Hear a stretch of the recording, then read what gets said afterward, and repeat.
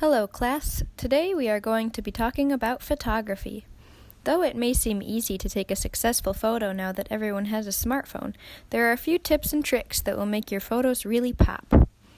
An important thing to keep in mind is the rule of thirds. The rule of thirds is that if you were to draw a 3x3 grid on your picture, the picture will look better if the subject matter falls on either one of the grid lines or one of the intersections of the grid lines. A composition is crafted around these lines will be more interesting than a photo where the subject is in the exact center. Also, photos are more interesting if horizon lines, where the sky meets the earth, are not dead center but are along the higher or lower third lines. You can bring up a grid on iPhones by going to Settings, then Photo and Camera, then toggle on the grid. The second tip is to be aware of depth of field. The depth of field is including something in both the foreground, the part of the photo closest to you, and the background, the part of the photo farthest from you. This can make for an interesting photo that looks 3D. It can also create interesting effects by having the background be out of focus and the foreground in focus.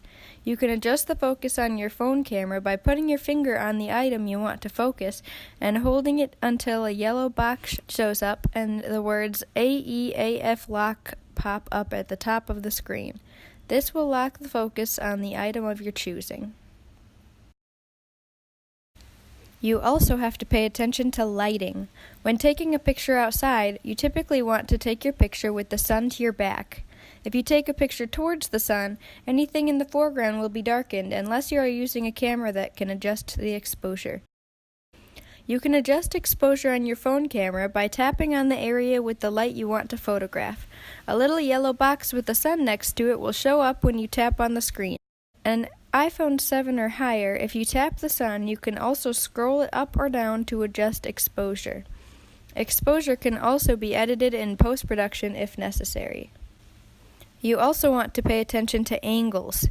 If you are taking a picture of something that you want to seem intimidating or powerful, then a lower angle called worm's eye view will achieve this effect. If you want something to seem small and meek, take a picture from above, called bird's eye view. The more extreme the angle, the stronger the effect.